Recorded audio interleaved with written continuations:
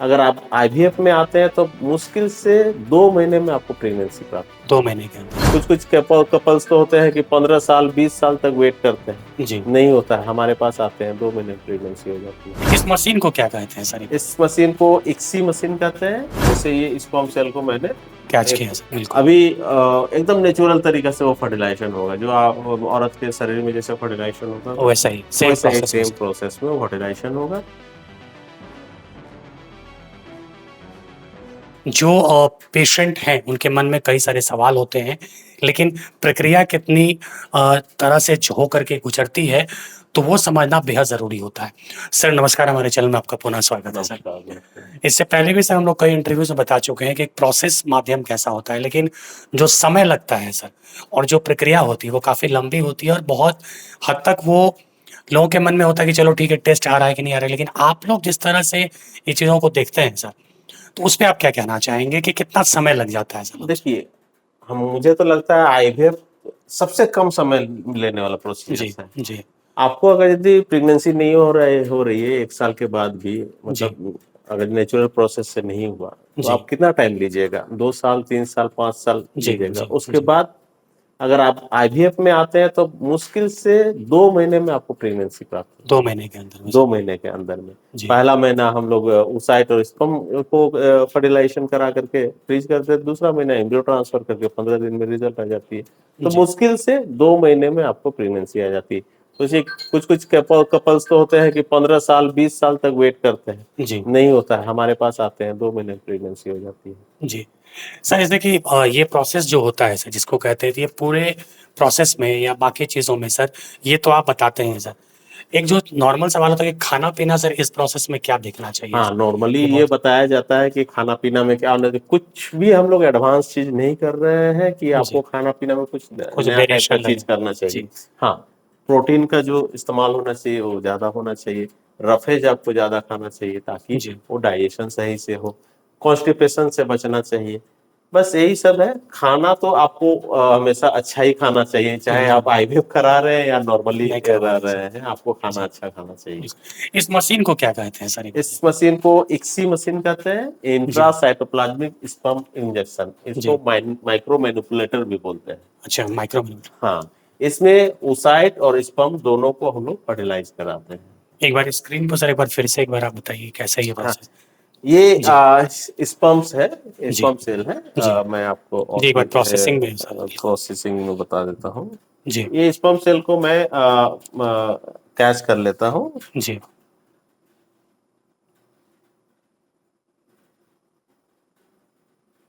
जैसे ये sperm cell को मैंने कैच एक किया सर। ये कर लिया और उसके बाद इसको एक इंजेक्शन है, इंजेक्शन के थ्रू इसको मैंने डाल लिया। जी, ठीक है। जी, जी, अब अगला प्रोसेस क्या होगा कि मैं इस स्पर्म को जी। oocyte में अंदर डाल दूंगा। अच्छा। ठीक है। तो 2 मिनट दीजिएगा तो oocyte में बिल्कुल, बिल्कुल, बिल्कुल सर, कोई दिक्कत नहीं सर। लोड करके उसको मैं दिखा देता हूँ। जी, तो आप देख सकते हैं कि जो प्रक्रिया होती है उसमें बहुत ही बारीकी से चीज़ों को रखना पड़ता है, चीज़ों को देखना पड़ता है। जैसे डॉक्टर राजनंदन साहू सर ने कहा कि आप अगर इस किसी चीज़ों को अगर आप देखना चाहते हैं तो इन चीज़ों को समझना बेहद ज़रूरी होता है कि वो आपके लिए कितना महत्वपूर्ण है जब आप इस तरह की चीज़ों को अगर आप फेस कर रहे हैं तो। यहाँ पर प्रोसेसिंग में जो समय लगता है, जो चीज़ें हैं वो बहुत ही बहुमूल्य हैं। ये जो आप देख रहे हैं जी, ये जी फीमेल सर। oocyte है। जी, ठीक है। जी सर। अब मैं इसका चेक करूंगा कि मैच्योरिटी में कितना है। जी सर। इसको जी मेच्योर सर। oocyte बोलते हैं, M2 बोलते हैं। जी, मेटाफेज 2 स्टेज में है। जी,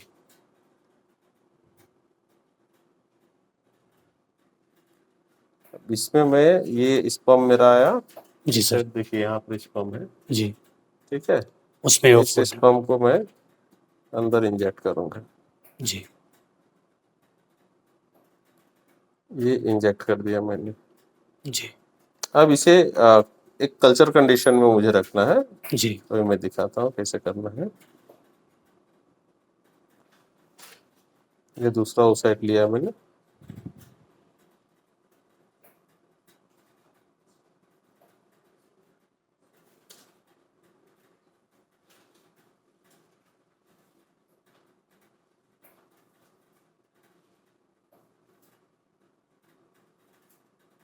उस साइड को भी इंजेक्ट कर दिया। जी।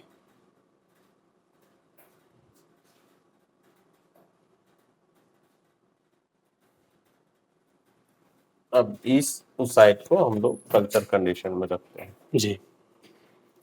प्रॉपर मार्किंग हो गई। अब जी। इस मार्किंग के बाद जी। ये इंक्यूबेटर है। जी। इस इंक्यूबेटर में मैं इसको पुट करेंगे। हाँ, यहाँ पर मैं ये जैसे ये इंक्यूबेटर है, इसको जी। मैंने अपने रख दिया। जी सर। ये इंक्यूबेटर का खासियत है कि जी। ये ट्रिपल गैस इंक्यूबेटर कहते हैं। जी। तो 3 गैस मिक्स है, अच्छा।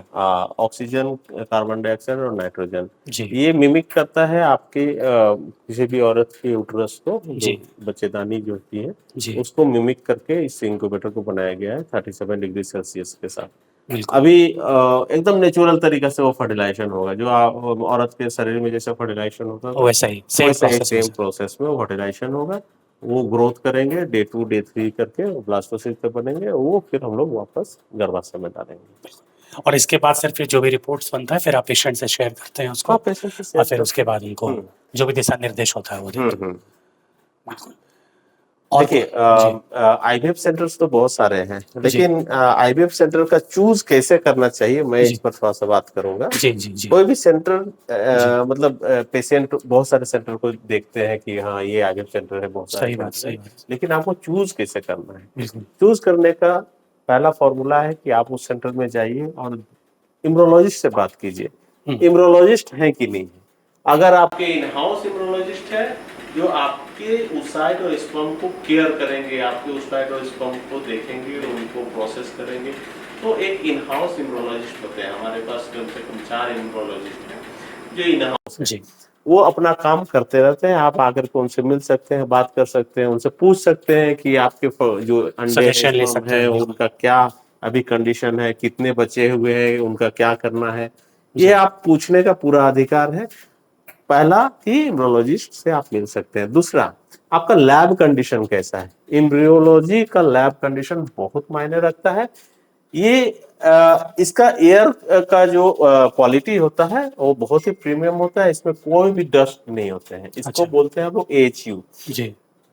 एएचयू का सिस्टम लगा हुआ है, जिसमें आप देख रहे होंगे ऊपर में ये फिल्टर एयर अंदर आता है, उसके बाद फिर ये सर्कुलेट होता है और ये किसी तरह से कभी प्रेशर वगैरह कुछ नहीं, किसी भी तरह का इन्फेक्शन, किसी भी तरह का प्रॉब्लम यहाँ पर नहीं होना चाहिए। ठीक है, ये स्टेराइल कंडीशन होता है, यहाँ पर इन्फेक्शन का कोई जगह नहीं है। रिस्ट्रिक्शन होना चाहिए और आपके एम्ब्रियोलॉजिस्ट का काम बहुत ही फाइन होना चाहिए। तो ये जरूर देखिए आईवीएफ लैब्स, आईवीएफ सेंटर्स बहुत सारे हैं, लेकिन आपको उसके लैबोरेटरी को जानना चाहिए, उसके एम्ब्रियोलॉजिस्ट को जानना चाहिए।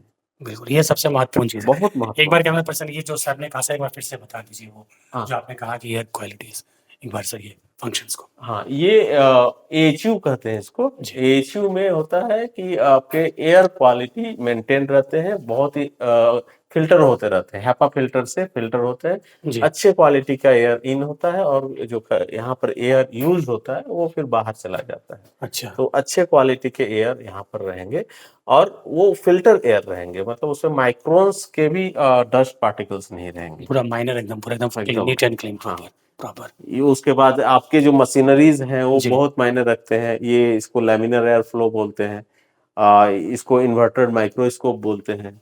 ये जो इंक्यूबेटर है ये आपका बॉक्स टाइप इंक्यूबेटर है, ये इसको ट्रिपल गैस इंक्यूबेटर कहते हैं। तो ये लेबोरेटरी के बेसिक मेन सबसे एक स्तंभ हम कह सकते हैं। हाँ, एक जो आईवीएफ सेंटर उसका एक स्तंभ हम ये कह सकते हैं।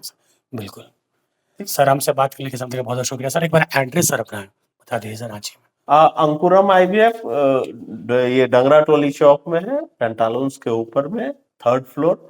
हमसे कांटेक्ट करने के लिए आप कॉल कर सकते हैं, इंटरनेट में भी अवेलेबल है, वेबसाइट्स भी हैं, कोई भी माध्यम से अंकुरम आईवीएफ आप टाइप कीजिएगा आपको मिल जाएंगे। हमारा सेंटर और भी जगह है, धनबाद में, जमशेदपुर में और डाल्टनगंज में भी है हमारा सेंटर। आप उसको भी सर्व कर सकते हैं।